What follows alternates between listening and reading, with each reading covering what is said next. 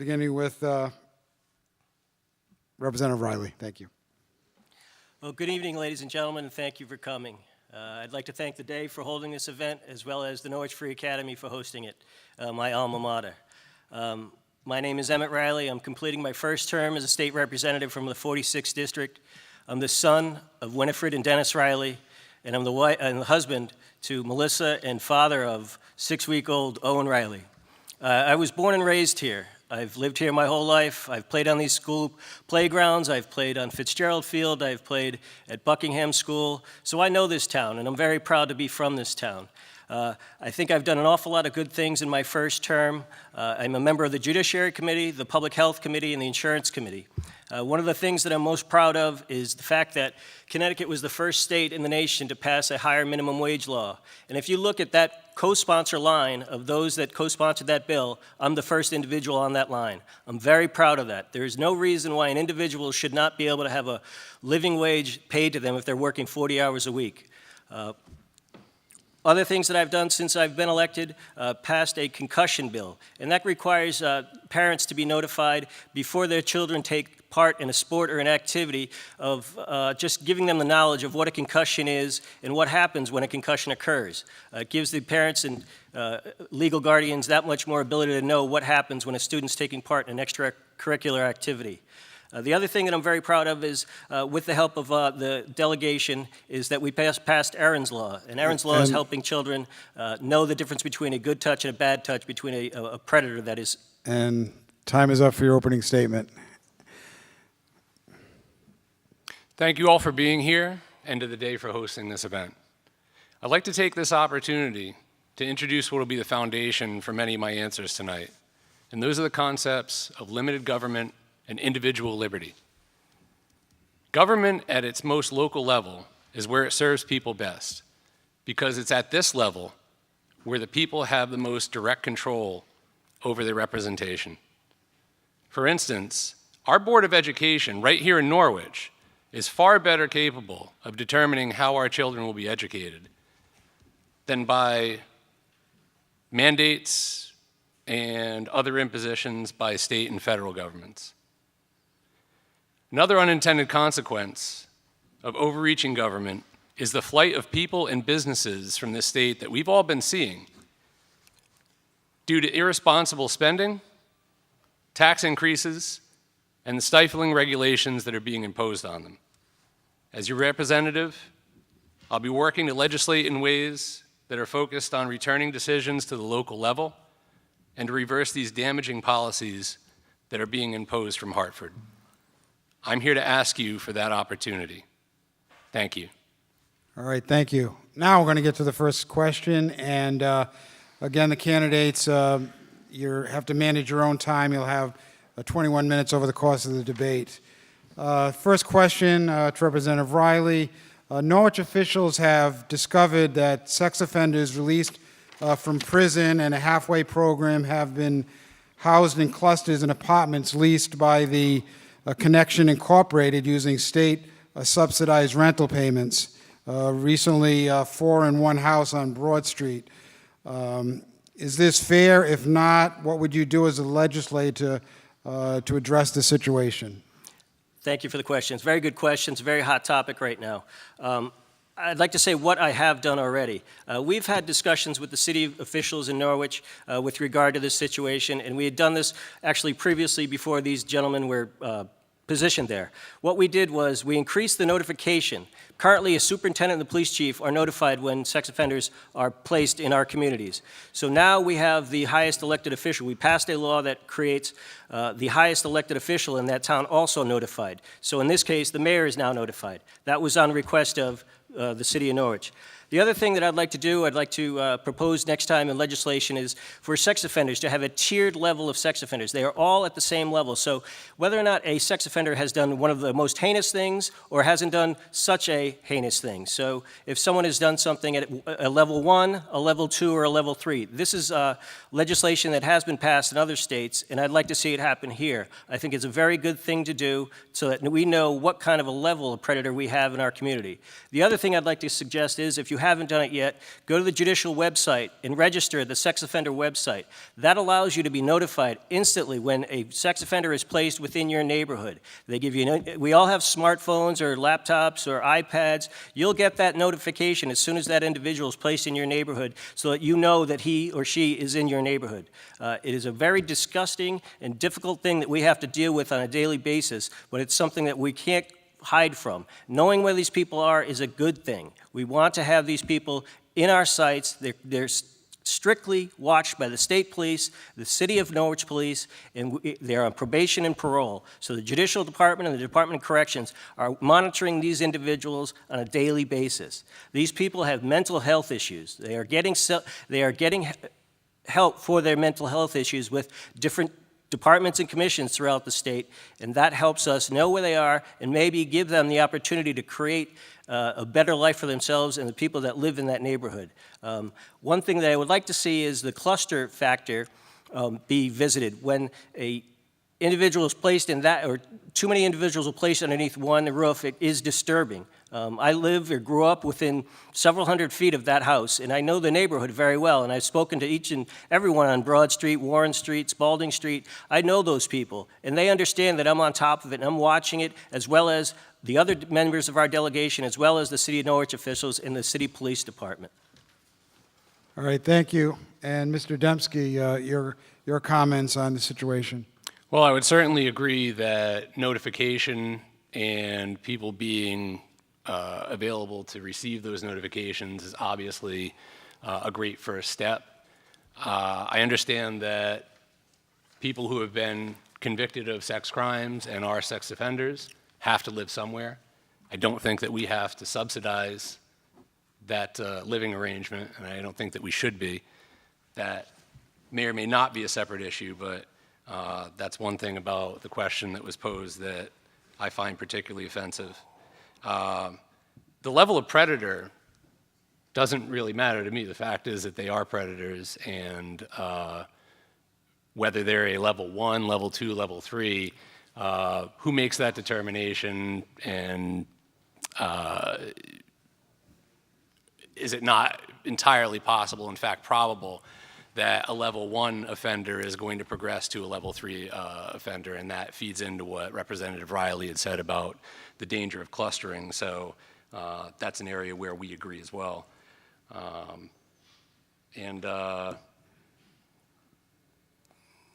think that's about it.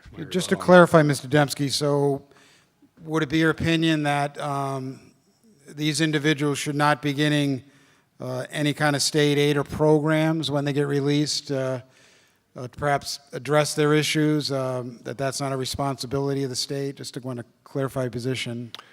Well, addressing the mental health issues that may or may not be at the root of their behavior obviously is something that, yes, I do think there should be funding for, and it's something that should be provided. I'm talking about the funding with regard to housing. Thank you. Any more on that, Representative Riley? Yes, I will say that that tiered level law that has been passed in other states is a request by our chief of police to have that legislation introduced this coming year. All right, thank you. And just for our candidates, if you don't look at me while you're answering the questions, I won't be insulted. The camera's straight out there at the back of the hall in the audience, so just to point that out. Rookie mistake. This next question goes to Mr. Dembski. It's an education question. Should our schools move ahead with the Connecticut Common Core standards? Delay that, amend it, or abandon the idea? Common Core standards, and Mr. Dembski, first crack at that. I think we should abandon the idea. I'm not in favor of overarching and cookie-cutter standards that need to be followed by local municipalities, local school boards, and that's why I addressed that in my opening statements. I think that local school boards are far better at determining what the needs of their students are and how to address those needs. The entire Common Core system was eventually developed on faulty data. There was a 1983 Secretary of Education that commissioned a report that was called A Nation at Risk, and this report determined that states and schools and teachers were failing. And that data has since been reevaluated and determined to be subject to something called the Simpson paradox. I didn't know what that was, so I'm happy to tell you now that it simply states that when you have two different starting points that are so far apart, when there is improvement on both tracks, when you have too large of a sample, as there was in the Nation at Risk study, they appear to be declining in returns when in fact they are increasing. So since that data has been reevaluated, it's been found to be flawed. And so the Nation at Risk study, which led to the No Child Left Behind Act, which then led to Common Core, is all set up on bad data. So that's something that I strongly feel that we need to move away from and return more direct control to the local level, including the way schools are funded. What's happening now is that boards of education are stripped of a lot of their decision-making ability because money comes back into the municipality from the state and federal governments with strings attached, much like Common Core. And they are less able to make decisions that better affect their students and their school systems. So that's what I would propose rather than going along with the law that has recently been passed. And Representative Riley, your position on the Connecticut Common Core standards. Certainly. I'd like to say I'm a proud son of a 30-year public school teacher, a sibling, of brothers that are school teachers, and a sister-in-law that are school teachers, grade school teachers. I've spent many days in our local schools speaking with teachers, meeting with parents, and talking to them about Common Core. I believe it was implemented in a bad fashion, but from what I've had of discussions with the teachers, they don't want to turn back. They understand it's difficult, but they need to go forward and they want to continue on making progress as they have. We need to make sure that creativity, arts, athletics aren't eliminated from schools. We need a uniform criteria so that we can understand how children are learning. Every child learns at a different level, at a different rate, but we must consider each and every one of them. And that's the most important thing, is to make sure that our children have the ability to learn because they are our future. And that's what it is all about. Whether or not it was everyone's favorite thing that Common Core happened is not the situation. It is whether or not we want to make sure our children have the best possible way to earn and live and work in a society that is positive. Thank you.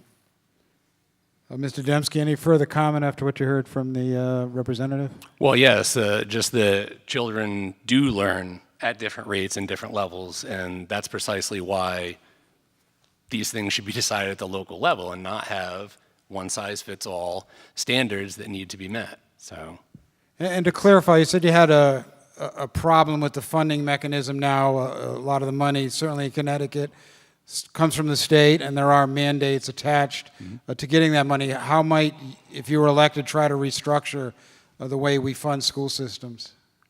well, the first thing that you have to do is to build a coalition of like-minded legislators who hopefully we will elect in this cycle, and then together determine what the best course of action is to accomplish that goal. And so that's something that I'll be looking forward to doing once elected.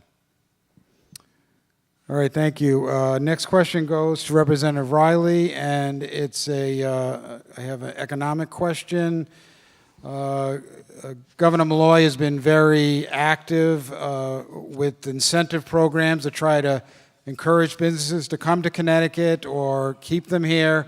We've had the First Five program, and then that was extended, and we had the Small Business Express program. So the question wants to know, do you approve of this approach to economic growth, or do you believe it's corporate welfare, as some critics have said? And Representative Riley. Thank you. The Small Business Express program has had a great deal of effect in the city of Norwich. I can list probably 5 or 6 and more companies and businesses that have been very profitable and able to hire people because of that. We can say Philly's right down here, a wonderful new restaurant that is just thriving. Acute Care on West Main Street, Diato Builders. All of these businesses have had small express program grants to their businesses that have allowed them to stay in Norwich. These people employ people in Norwich, they pay taxes in Norwich, they pay employment taxes in Norwich, and that's why it is a good program. If we're talking about businesses and smart growth, the main thing we have to do, sitting in this room, most of you, I would assume, are from Norwich. It's because we care about Norwich. You have to buy local. You have to do your grocery shopping local. You have to use your barber local. You have to use your auto mechanic. You have to use your hairstylist. Whatever it is, you have to do it locally so that you are paying into the economy of the city of Norwich. We're not going to spend our money in Waterbury or Hartford or New Haven. I want to spend my money here in Norwich to make sure that the businesses that are here can thrive and continue to employ people that work in our city. And Mr. Dembski, the question was about the first 5 programs, Small Business Express program. These approaches are trying to drive the economy in Connecticut. Well, the Small Business Success Program is something that was initiated at a time when credit was tight, and we felt like there was a need to be able to loan businesses money through the state. That's something that at the time I could have possibly supported for a limited period of time. The credit markets have changed since then, and businesses are lending money, banks are lending money rather, to businesses who show an ability to pay, just like they always have. That's how the banks make money. They loan, they get back a rate of return that they're comfortable with, and they loan to people and businesses who are able to repay that loan. The first 5 program is another matter, however. At a cost of $93,000 per job created, I would defy anybody to tell me that that was a successful program and is a successful program. Tell me that's not a failure, because I firmly believe that it is. And it serves as a prime example why the notion of government creating jobs should be discarded. Any job that a government, quote unquote, creates is only done so by first taking that money away from somebody or some other group of people and redistributing it to somewhere else. That's not growth. That's not economic job growth. That's a temporary fix, and it's a net zero gain. It just comes from one place and goes to another. What we need to do is to create an environment that is conducive to business succeeding long term. Business needs to know what to plan for 1 year, 5 years, 10 years out, and longer. And when the rules of the game continue to change based on what has been established for them by the legislature, it's a very uneasy situation for businesses to get into, which is why we have seen a lot of businesses leaving the state and taking the jobs that they would normally be providing with them. We need to reverse that trend and go back to a free market-based system where taxes are low, regulations are minimal, keep the necessary regulations and remove the extraneous ones, and allow an environment for business to thrive once again. We don't have to reinvent the wheel here. We have a lot to offer in Connecticut. We have deep water ports, we have a very good rail system, and we have a very skilled workforce, which unfortunately, too many people are out of work from right now. If you create that environment that's conducive to business coming and staying, knowing that they have a ready-made pool of labor, you're going to see an economic boom in Connecticut, not the stagnation and decline that we've seen over the last several years. Thank you. Representative Riley, if you could kind of respond to a couple of things we heard from your opponent. One, his opinion is it's time to phase out the Small Business Express program and turn that lending function back over to the banks. And 2, he calls first 5 a failure. I'd like to give you a chance to respond. Certainly. The Small Business Express program is a success. If you want to turn away jobs that have been created in Norwich, I think that's not a good idea. I don't think that's a good idea at all to turn away the 100 or so jobs that have been created in the city of Norwich from the Small Business Express program. I know if I had a relative that had one of those jobs, I wouldn't want to turn it away. As far as the other question, I think it has been a success. You're going to talk about a world-class medical program that is being created in Farmington. This is a leader in biochemical or bioengineering and medical medical, I can't think of the word right now, I apologize, that will be able to grow that area and the state of Connecticut. It will bring in jobs. It already has brought in jobs. The construction jobs alone that have been created at that building are enormous. There are people that I know here in Norwich that are driving up there that are working on that program and working in that building, making sure that it's going to be successful. So as the governor has done, I still fully support his program and the fact that it was put in place. Next question goes to Mr. Dembski. Could I respond to something? Oh, well, very quickly? okay, it's, Okay. it's an economic development question, so I ask it, and you could probably include it's on the same topic, so. Okay. It's, what your top three priorities would be to encourage economic growth and job creation, and you could certainly also add any further comment on the other topic. Well, that works out well because I was already prepared for that, and I frankly have already mentioned it. The top three priorities I take as a bundle, and that is reducing spending so that we can, at the bare minimum, hold the line on taxes, if not reduce them, and to reduce the regulation on business, particularly medium and small-sized businesses who are unable to deal with the burden of those regulations. Small and medium-sized businesses are far less capable of absorbing those costs than large businesses are. So what you see is a squeeze that's letting those small businesses, rather encouraging those small businesses, to move elsewhere to a state that's more conducive. And when you have other governors coming to our state and successfully recruiting businesses out of this state to go where there is a more conducive business climate, that's a problem, and it's something that we need to change. And if I could just directly rebut what was said in the closing there, the small business program, that was something that I specifically said at the time I possibly could have supported, but we don't need to continue it now because the credit situation has changed. That's one of the problems that we're facing with our government, state, local, federal. We create a program and then we stick with it in perpetuity. We can't fund everything. We can't fund all things to all people. That's a program that may or may not have had its time, but that time has passed. It served its function. And at $93,000 per created job, I'm sorry, I don't see the economic benefit long-term of a program like that. I think that the cost far outweighs any benefit. Thank you. And Representative Riley, your turn on the question, which was a couple of your top priorities, if reelected, to try to drive job growth. Yeah. One would be obviously reduce spending in government. Reducing the size of government is a top priority. It has been since this governor has been in place, and I'd like to continue to do that. Finding out what parts of government need to be reduced and where savings can be made.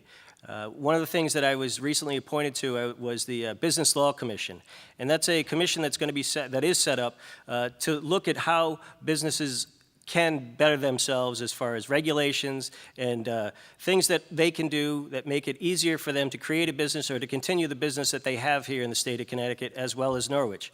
I'm excited to sit on that board, and I'm excited to work with the others on that board, a bipartisan commission, to make sure that we can go forward with businesses and making sure that they have the ability to thrive in the state of Connecticut. Thank you. And any response, Mr. Dembski, to what you heard? Well, Representative Riley said that cuts have, he hopes to continue, and cuts have already taken place. I can't imagine that there are overall cuts that have happened. Maybe things have been cut from one area but increased in another. But our budget deficit continues to grow. So whatever we're doing in the vein of cutting spending, it needs to be done in a lot more better faith than what has been happening. Did I just say more better? I think I did. But It happens. Representative Riley, next question to you. We got a couple of questions on the gun bill that was passed in 2013. Basically, our questioner is wondering where you stand on that law. Should it be amended or outright repealed? And first crack, Representative Riley. Sure. The horrible tragedy that happened in one of the towns in our state, Newtown, was a tragic, horrible incident. It happened before I was even sworn into office. I would not repeal that law. I would not amend that law. I spoke with those families, and to have those families come and speak to me and ask me to do what I could do for the loss that they had incurred, I did, and I did proudly. there is a good portion of that bill that has done a very good thing. There's been already, since that enactment of that law, 221 pistol permits revoked. There have been over 1,700 pistol permits that have been restrained as well. I'd like to see it go further, that someone that has a restraining order put against them or put upon them, that if they are a gun owner or a licensed gun holder, that gun should be forfeited. There's no reason that someone with a restraining order held against them should have a weapon, and it is not fair. It was a tragic, tragic thing, and I saw great leadership from our governor when he stood and made the tough decisions that he had to make to speak to those families. It was a horrible situation, and I do not want to see that happen again, and I think this will give us the ability or a better understanding of what can be done to make sure our kids are safe. Thank you. And Mr. Dembski, your position on the gun bill passed in 2013. My position is SB 1160 should be repealed. There should be new legislation introduced that takes a more comprehensive look at the mental health aspects of the law, which is truly the root of the problem here.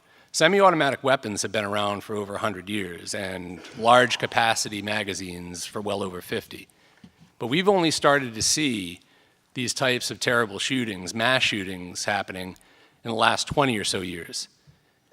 And it's my fervent belief that one of the reasons for this and where you are seeing these tragedies occur happen to be areas that restrict or prevent concealed carry weapons. They're happening in schools. The Aurora Theater, where that shooting happened, was the only one in a 20-mile radius of the shooter's home that specifically stated no firearms were allowed. In fact, the only mass shooting that I can find doing my research that's happened in the last 20 years where there wasn't a specific prohibition on guns was in Arizona when, unfortunately, Congresswoman Gabrielle Giffords was shot, along with several others. But in my opinion, and it's supported by fact, this law did not address the true issue at hand here. So we need to repeal it. We need to restore the constitutional rights, the Second Amendment rights that we should enjoy in this country, and get back to the core issue at hand, which is mental health. And quite frankly, a little bit of a societal issue, I would imagine, as well, where life is not respected as it was many years ago, and there is a culture of violence. Now, I don't know how best to address that culture of violence, but I don't think anybody could argue that it is not a vital and key factor to what's been happening over the last 20 years or so. Clear differences on that issue, certainly. Any further comment, Representative? Yes, my vote was taken, and I'm very proud of it. I heard from hundreds and hundreds and hundreds of people that live in the 46th District of Norwich that said they wanted me to vote for that bill. Not everyone, but the majority of people in my district wanted me to vote for that bill, and I did. There were, as I said before, 1,700 pistol permits revoked because of this law. That's an awful, there's how many people in this room? Not many, compared to 1,700. There were 212, I believe, yes, 210 people banned from purchasing guns because of that bill. That's 200, that's 1,900 people that would have weapons that don't because of this law. I'm glad to have voted for it. I'm very proud that I voted for it because the citizens of Norwich contacted me and said, please vote for this bill. There is a serious, serious mental health issue.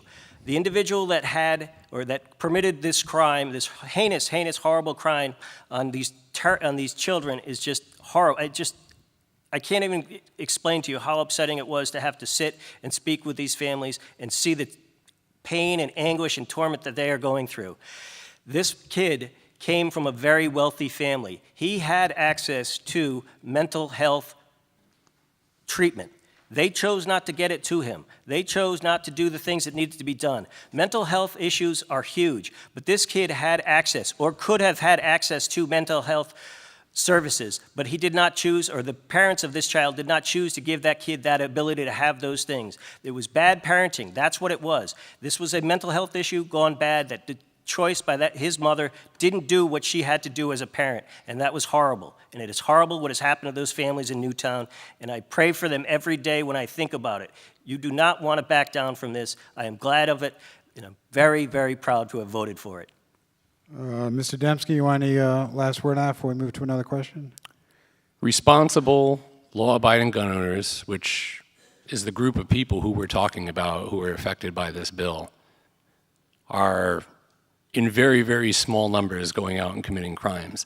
And I don't know of any of them who have been involved in mass shootings. So putting further restrictions on people who are already abiding by the law doesn't solve the problem. All right. I would just like to say, these were Briefly, if you registered could. law-abiding gun owners that did this crime. No, the mother was. Can we mother see? was. Can we see how our time stands? It might be a good point to do that. All right. Why don't we add just 1 minute in to each of them, if you could do that, because we're kind of flying through here, and we're getting some good discussion. The next question goes to Mr. Dembski, and it concerns campaign financing. The state legislature under Governor Rell signed a public financing campaign law to try to keep corruptive power of money out of campaigns. Mr. Foley and Mr. Malloy have qualified for that program, $6.5 million each, yet we're seeing outside groups still spending millions of dollars to influence the election. So, the question is, do you support the campaign finance program in Connecticut? Is it working, or has it not done what it was supposed to do? And that's to Mr. Dembski. I'm strongly opposed to that law. It's symptomatic, it's emblematic of the problems of government. In this gubernatorial election year race, if every candidate who qualified for that grant qualified, the state would be out $35 million just in general elections alone. That's to say nothing of the money that would be available to candidates in primaries. It's wrong. There's no need for it. And it's another huge budget. It's frankly one of the first things that I would hope to repeal and reduce spending in the state. In non-gubernatorial election years, again, in the general election, we're still potentially on the hook for $15 million every year, every election year. Now, Representative Riley has supported legislation to prevent people who are running unopposed from accessing these grants, because over the years since it's been passed, that's exactly what they've been doing. They've been qualifying for the grant and going and spending the money anyway. And why? Because it's available, because they can. And frankly, that's what tends to happen with most government-sponsored programs. If the money is available, it's going to get used, whether or not it's in the best interest of the person, the state, et cetera. It's there to be used, and they're going to use it. So it's a law that we need to repeal. As long as donors to a campaign are being clearly identified and listed for people to view, I really don't see a problem with it. Representative Riley, your opinion on our campaign financing law and the situation we've seen this year? It's unfortunate what we see at the gubernatorial level as far as the mean-spirited politics that's going on. I'd hope that we could stay above that and make sure that people are given the information that they need to and not make it petty. These laws were enacted before I was a legislator, and I am abiding by those laws because these are the laws are there. They were put in place because of corrupt politicians that are going back to jail now, and I think you know who I'm talking about. There are reasons for this law because there were too many things going on that were unwatched, unregulated, unknown when campaign financing became an issue. I continue to work with this law, and will do so in the future. I believe it gives everyone a fair and even level. It does mean that you can spend that money how you'd like to, and unfortunately you see it at the gubernatorial level being spent in not a way that I particularly like.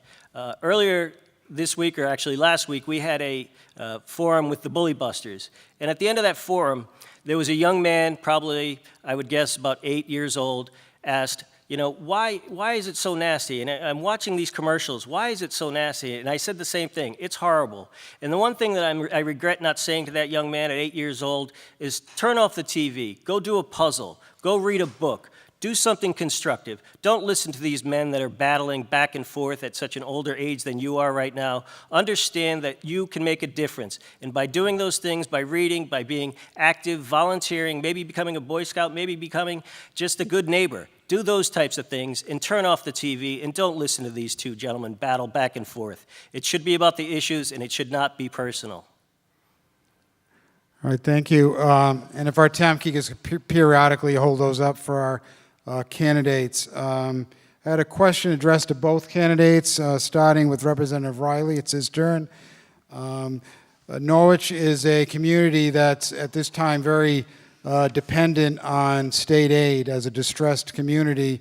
And the question is, how will you help maintain state funding for Norwich if elected, and would you fight for any new funding? And we start with Representative Riley. Well, I'll speak to the latter part of that first. Of course, I'll always fight for new funding for the city of Norwich. That's why I'm here, and that's why I love and live in Norwich, and I'm raising a family in Norwich. The way to attract more money to Norwich is to be able to communicate with the leadership, the individuals that are chairmanships of the appropriations, the finance committees, the leadership in the House of Democratic Caucus, to have the ability to go in and speak to those individuals and say, this is what my town needs, this is what my school needs. Those are the things that you need to do. The ability to communicate, to go across the aisle and say, hey, this is what I'm looking for, this is what my town needs. What can I help you with your town? How can I help you with your town? What are those things that you need? It's the ability to communicate and to bring more money back to the city of Norwich is something that I will always try to do my best at. I think I've done a good job with flat funding. We have brought back just the same amount of money that was here, that returned to the city from the state the last budgetary year. We're going into a budgetary year, so to have someone that has the ability to walk into the Speaker's office and say, this is what I'm looking for, and this is what I want to do to make the citizens of the 46th District be able to live and work on a daily basis better than they would have been able to without more funding or without the level of funding that they've received as of today. Thank you. And Mr. Dembski? Could you repeat the question, please? There was two parts of it. The question concerns Norwich is, as of now, a community very dependent on state funding as a distressed municipality.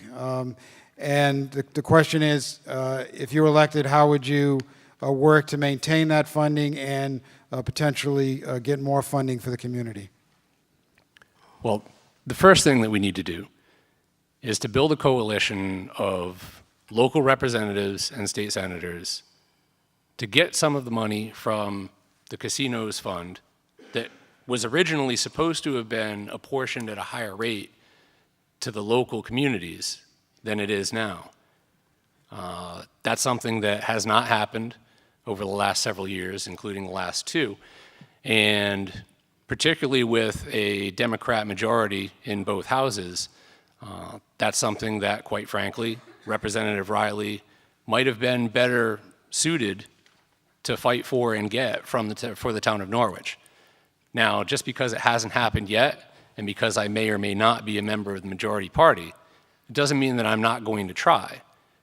And I think that there are ways that we can put pressure on legislators and work with, as I said, coalition of local legislators who are sympathetic and who frankly should be benefiting from the increased percentage of those funds, because we sustain the most direct economic impact of having the casinos here. It takes a toll on the roads, and in particular in Norwich, we have 4 different languages that need to be serviced.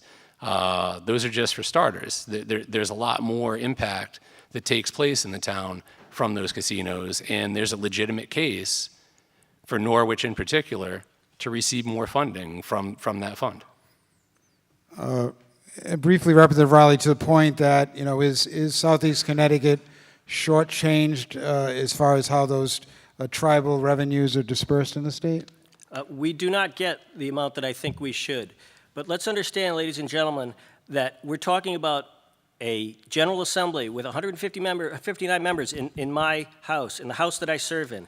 So then you take Hartford, New Haven, Bridgeport, and Stamford. And when this compact came to fruition and these numbers were put in place, You're talking about Stamford has 12 to 15 delegation members. Hartford has 15 to 20. New Haven has about 10 or 12. So right there, there's 30 or 40 people. That's a giant block of people that you have to be able to convince to take away money from their towns and cities. I'd love to see someone be able to do that, but I've talked to and I know each and every one of the members of those different delegations, and they're not going to change their mind. They're not going to change their vote. They have the ability as a bigger block of voters. We could take every legislator from the shoreline all the way up to Massachusetts and put us together, and we still would not have enough votes to be able to change that outcome.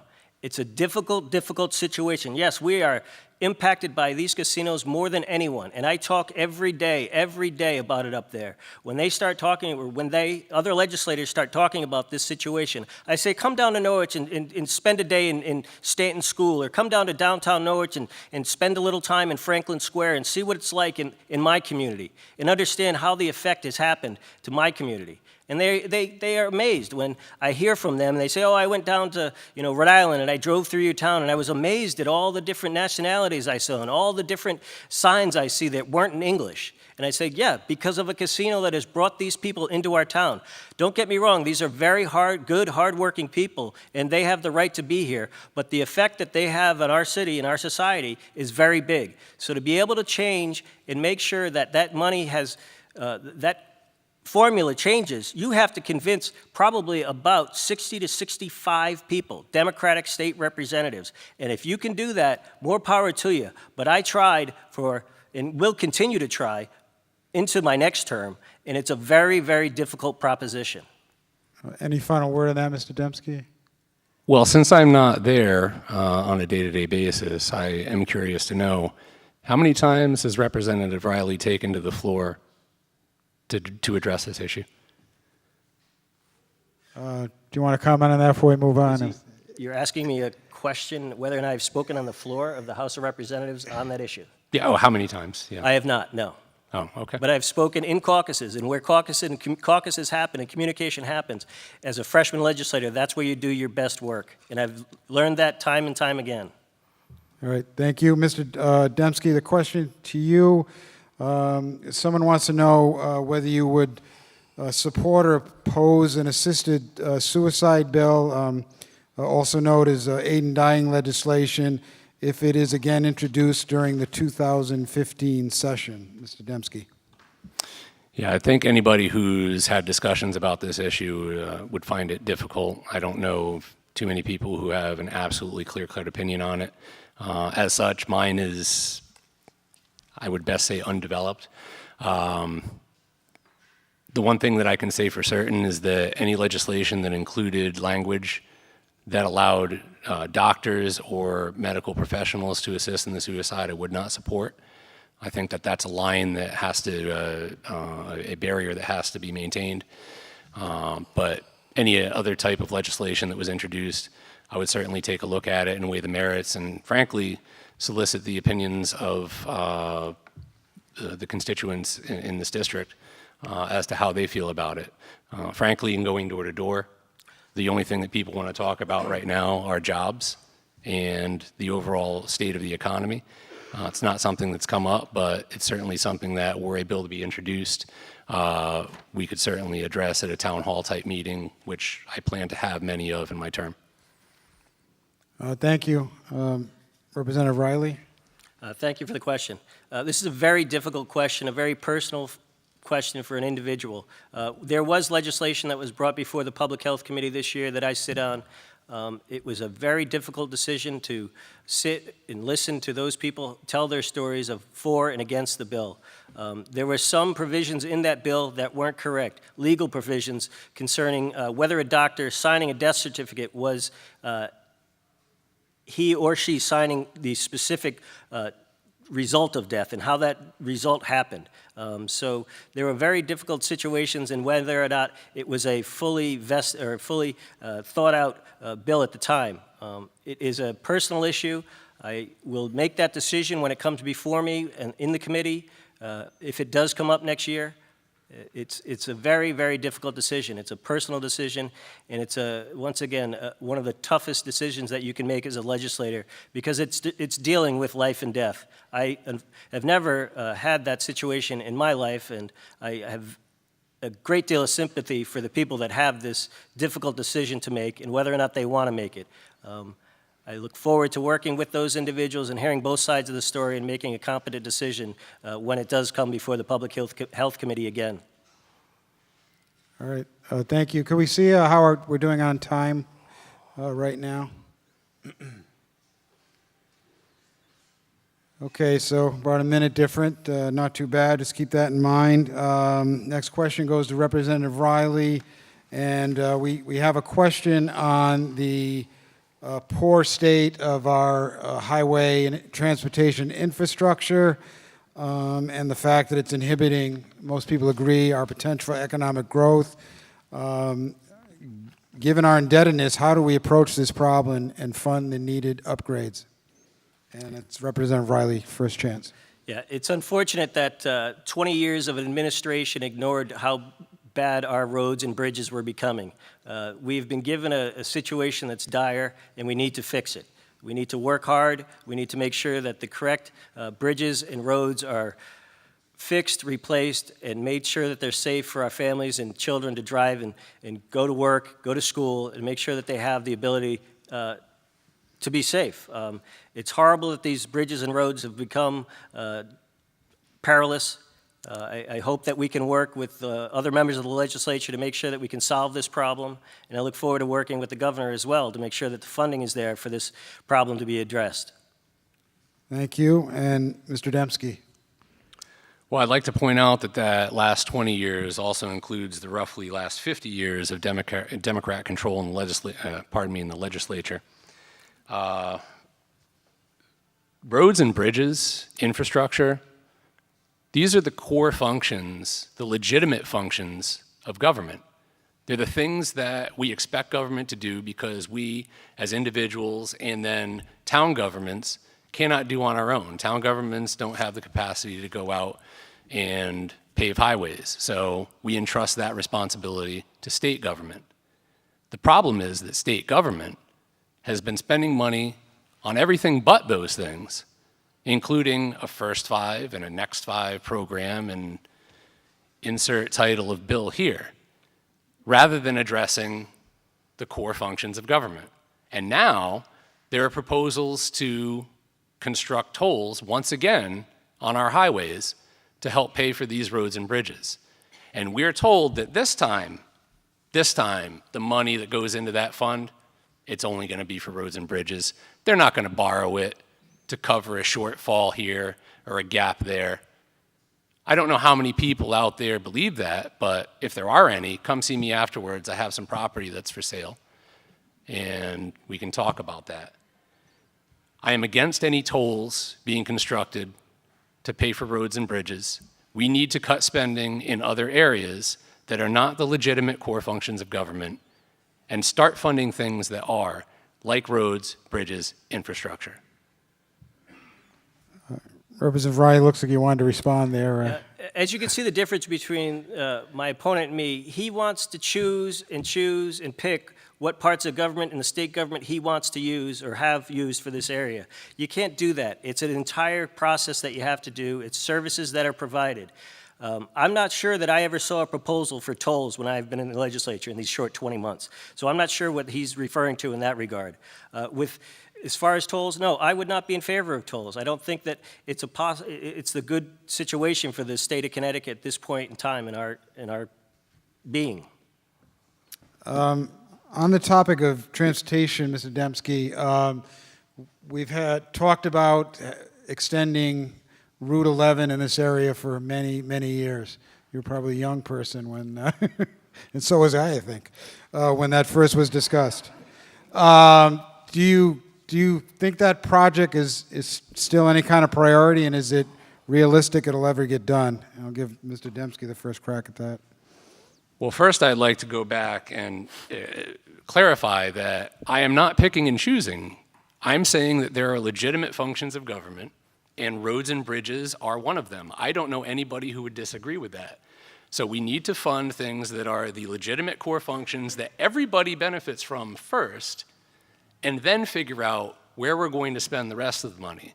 Not rob Peter to pay Paul, and then come up with another proposal, which perhaps I misspoke. I wasn't indicating was an actual proposal in the legislature yet. It's been being talked about and has been asked to me by quite a few people, again, going door to door, in addition to my editorial board meeting with another paper.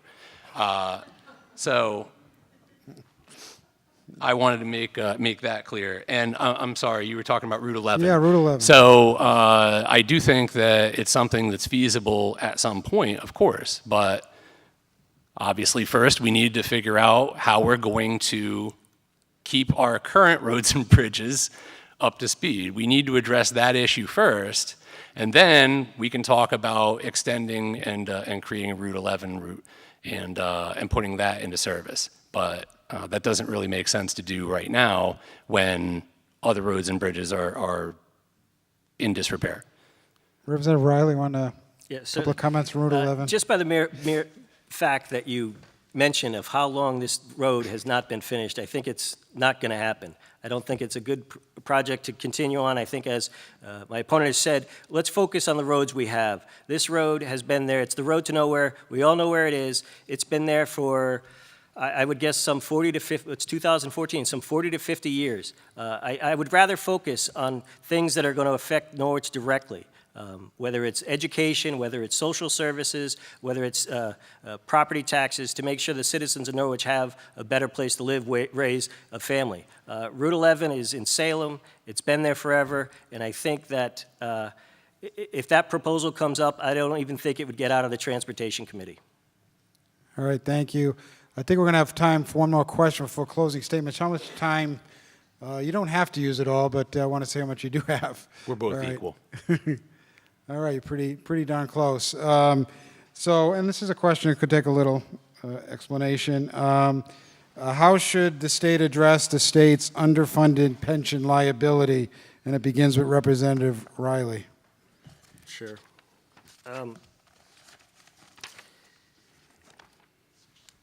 These pensions have been there for an awful long time. They're hardworking state employees that earn these pensions, putting in 20 to 30 to 35 years. There has been actuarial studies that we've put in place to reduce the pension liabilities, as well as the teachers retirement fund. By the year, I believe 2025, it will be solvent. It will be, which is 80%. Which is considered solvent, which is 80%. We're going in the right direction. Our comptroller, Kevin Lembo, has done an awesome job making sure that these things are in order and that we're going in the right direction. We will need to continue to stay in this direction, and it's a positive step forward, and I look forward to working with the comptroller to make sure that this funding is leveled out in 2025.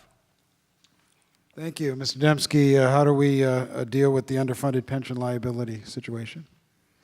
Well, one proposal that I would have would be to, let me back up first and address the fact that I don't believe that state governments should contract for employees to provide pensions in perpetuity. I don't think that's something that we should have ever done. However, lest my words be taken out of context, I am not and will never be in favor of taking away pensions for people who have already qualified for them or who are working toward them currently in a state employment role. However, I do think that there's an opportunity for the state to save money and for individual employees to have a better nest egg when they retire. And that would be going to them and offering them the opportunity to opt into a 401k type plan where the employer, in this case the state, would match a portion of their contributions. It would be less than what they're paying for the pension in perpetuity, but particularly for younger employees, by the time they're ready to retire, they would have more money to retire on than they currently do. And I would also say that it makes a lot of sense to, from this point forward, all new state hires do not have pension plans attached to them. And just before we go to closing statements, just to give you a chance to respond, Representative Riley, if you, the thought of moving new employees potentially to a 401K type system? Sure. These pensions are contracts. So in order to change this whole situation, you've got to change a contract. And these contracts are long-lasting and probably last 5, 10, 15, 20-year, not 20, but 15-year employment contracts. So in order to change that, you've got to change the contracts that are already in place with state employees. And I beg to differ to think that those state employees will change their pension programs as they sit now. I think that those who are closer to retirement are much less likely to, but I think that given the opportunity for people who are just entering the workforce as a state employee, you might find them more receptive to it than you think. All right, thank you. Now it's time for our 1-minute closing statements, and we begin with Mr. Dembski. I'd like to tell you some of the things that you'll get from me when I'm elected. I'll look for ways to cut spending where possible and reduce it where cuts are not practical. Out-of-control spending is used as a justification to raise our taxes, cut our core services, and even to give us tolls on roads once again as a proposal to handle shortfalls. I'll vote against any tax increase, any tax increase. Tax increases stifle economic growth and punish prosperity. These are things that we should be promoting, not hindering. I'll work for ways to find regulations to reduce and fees to cut so that businesses won't be constrained, particularly medium and small-sized ones that are choosing to leave the state and take the jobs with them that they employ our townfolk and state citizens with. These companies are much less able to absorb those costs than larger ones, as I mentioned before. I'll vote against any new gun control laws. Time is up, I'm sorry. Representative Riley. Yes. Thank you. Thank you again to the Day and the Norwich Free Academy for hosting this event. I'm a native of Norwich. I was born and raised here, and I'm raising my child here now. I have the best interest of the city of Norwich at heart. I'm proud of the first 20 months or first term that I've put in office, and I look forward to serving you again. I've been endorsed by the CEA, the American Federation of Teachers, the Connecticut Realtors Association, and the Connecticut Fire and Police Union. I'm proud of those endorsements. I'm also proud of passing the highest minimum wage law in this country. And I'm proud of Aaron's Law, which is a law that teaches kids, just like stranger danger, what the difference is between a good touch and a bad touch, and making sure that our children know when someone is not doing the correct thing. I'm also proud of the establishment of the Office of Early Childhood Education, which is going to provide over 1,200 new pre-K slots throughout the state of Connecticut, and a good 12 to 14 of those slots will be here in the city of Norwich if they aren't already. We need to continue this forward growth, this forward positive action, and that will help the state of Connecticut and the city of That'll Norwich. have to be the last word, I'm sorry. Time's up, to be fair.